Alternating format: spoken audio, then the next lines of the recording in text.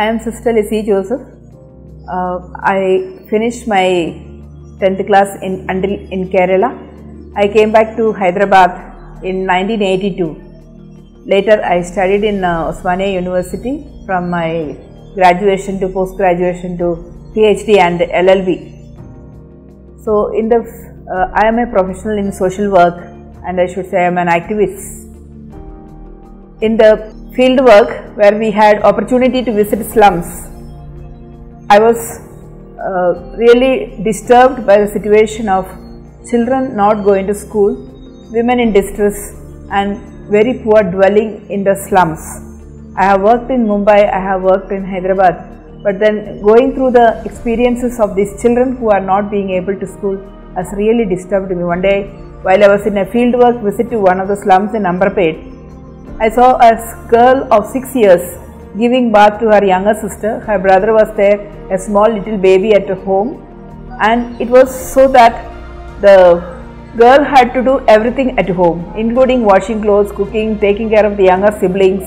And I asked her, "Where is your mother?" And she said that she was working in the bungalow, and in order to meet her I had to go there in the evening late after 6 o'clock. And she told me that she was working in 6 houses and she got 800 rupees, and that was very little money for a person who is staying on rent. Their father was a rickshaw puller, he had TB, he was also addicted to alcohol. So this situation really challenged me and asked me that I should do something about it. There was also another child, Farin, who was from Chandrayana, who was kept as a security for the money her family took for overseas migration, 50,000 rupees. She was kept as a security, and it happened that there was some incident in the family, and the lady of the house hit her with something very sharp on her head. The baby collapsed and died, and it took almost 3 days for us to get an inquiry into it, and we found that the baby was buried with wounds and there was no one to question. Because the family did not come forward, they had to repay the money. Similarly, in the case of Vijaya, so that incident we took it as a challenge, and we brought the domestic workers together. We asked them whether they would organize themselves into a group or continue to face such situations. And being in the Department of Social Work made a lot of difference. The students really helped us when they went for their field work. Similarly, the faculty who was there with expertise on women's rights, on labor rights, on health and other issues. So we as a team, we worked in the slums, we organized workers, and then also started various things. One, to organize workers and get them together. They were victims of abuse, they did not have money sufficient. All these situations were a challenge for us. So we started savings among the workers with 1 rupee. If you look at Maridpalli, we have seen the challenges that they have faced. Today almost 60 groups are there, with all women saving more than 200 rupees per month. So that's a change over a period that has come.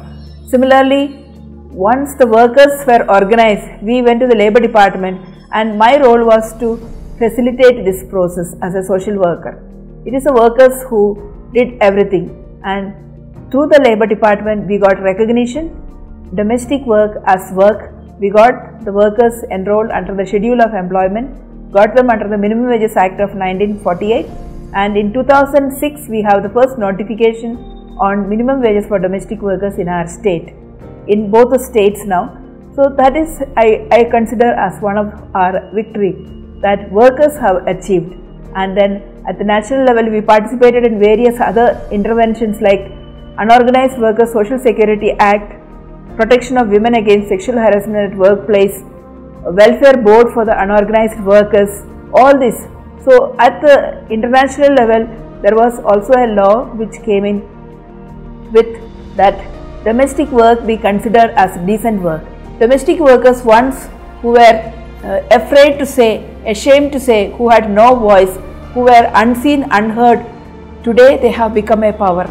They have organized themselves, they have understood their issues, they have educated themselves, and today they have a trade union called Telangana Domestic Workers Union, also Andhra Domestic Workers Union. And through the union, the workers organize themselves, they train themselves, they educate themselves, and also they lobby for their rights, which in 2011 domestic workers were brought under the International Convention, ILO Convention 189 as decent work. We have campaigned with the government to recognize domestic work and also bring in laws for their safety, for their protection as labor rights. We have organized workers into trade union for the purpose. If you look at this picture, you can see a worker sitting alone with her misery. But when they come to group as a group, they have power, and they have power to ask questions, they have power in solidarity. So that's the reason we have organized themselves into groups wherein they sit together, discuss their issues, bring their issues to the concerned officials, and at every meeting we are there as facilitators. We as group facilitate these groups. We have helped them with their personal issues. We take up legal issues, we take up their everyday issues of concern at workplace, health issues, working conditions, wages, social security, and various other issues. So through all this work, we have been able to empower domestic workers, and they have brought in change, not only to themselves, to their families, and to the workplace concerned. They have also become more experienced workers who can negotiate for their wage, who can also negotiate for their working conditions, and also provided self skills as well as skills in work, which have improved their performance. We have collaborated and networked with many organizations of human rights, women's rights, also on skill development and related issue. If you look at the recent days, the trafficking bill is in discussion. We have seen that the bill has focused on the trafficking for sex work, but we have a different perspective. We look at this bill having extra power given to the police, and we are afraid that workers will become victimized. And there is, why do people enter into domestic work or any other labor? It is because they don't have other opportunities.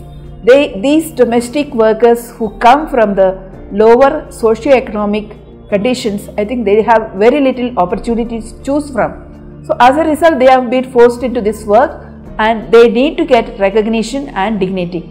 So our organization have focused upon this, and our organization was a pioneer organization in helping the women, and we have networked with various other groups, and today we have a national power, and domestic workers issues have become a major issue. Having come across domestic workers going overseas, especially from Andhra villages of East West Godavari and Kadapa, we have realized that so many women are living in like slave-like conditions. So we have raised this issue with ILO, with UN Women, with the government of Andhra Pradesh, with the government of Telangana, and we were instrumental in bringing a policy on migration for the domestic work, for the workers. And this also has helped us to bring in collaboration with other UN agencies, to bring in a handbook on safe and regular migration. I think this is a great contribution that we have done to the society to help women to travel safe and also return safe. We had been undertaking number of cases, and with the mother pot, we had been able to help many families to come back or assist them when they are in distress. So all these situations have helped us to work together, and our main objective is to help domestic work recognized as work. They experience dignity, justice and empowerment. We want to say that we want to have the existing labor laws amended to include domestic workers and not do away with these laws. We have fought for ESI, we have fought for minimum wages or living wages in a way. We have fought for social security, and we are asking there be welfare board. So on various front we have worked on migration, on child rights. So we are looking at a society wherein all the workers have due recognition and respect, irrespective of the work they do. Every child goes to school and their childhood is respected, and that we create a child friendly society. Similarly, a worker friendly society, a migrant friendly society. We are looking forward to this, and we want to collaborate with all agencies that work towards that. Today, most of the time our NGO had been in a great way supporting the trade union. We have the Telangana Domestic Workers Union, Andhra Domestic Workers Union, Telangana Construction Workers Union. Over the years, now we are looking at a future wherein workers become self-sufficient. We cannot always, in the present scenario where money is very difficult, we are promoting that workers take up this responsibility, and we are seeing a future wherein workers will manage their union with their own contributions or public assistance.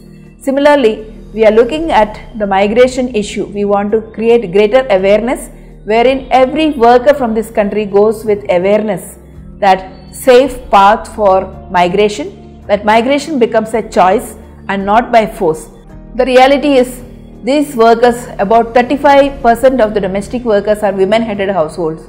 It requires that they have also a dream to educate their children. So that's a great need. Secondly, I think if employers can become sponsors for their children's education, or let's say government says if there is a contribution to be made to the health, either it is ESI or National Health Scheme, if they can make, it would be a great help.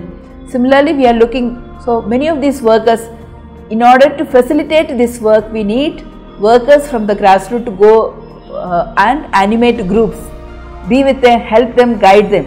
So that requires some remuneration be paid to these volunteers who do a lot of service to the workers. So another area is that we are also looking at people who can document our work. We have done a lot of work. We need people who can help us write, report, write case studies, report our work, maybe small videographs, photographs, all that, put them into right perspective so that we are able to share with those who are interested. So I think this can go a long way. We are already working on almost 4 major areas. We have worked with children and helped thousands of children to get regularized into mainstream education through bridge schools as well as intervention centers. We are continuing to promote the child rights through Children's Parliament even today. Similarly, working with the domestic workers, I think we have reached about 1 lakh domestic workers and helping them to organize themselves and create awareness about their rights and duties in the society. Similarly, we have worked on the overseas migration. I think that's a great challenge that we have. I think we are one of the few organizations working on the rights of migrant workers, especially women migrant workers, and have reached out to maybe about 25,000 workers and their families. Similarly, we have reached out to about 15,000 construction workers and have registered them with the welfare board.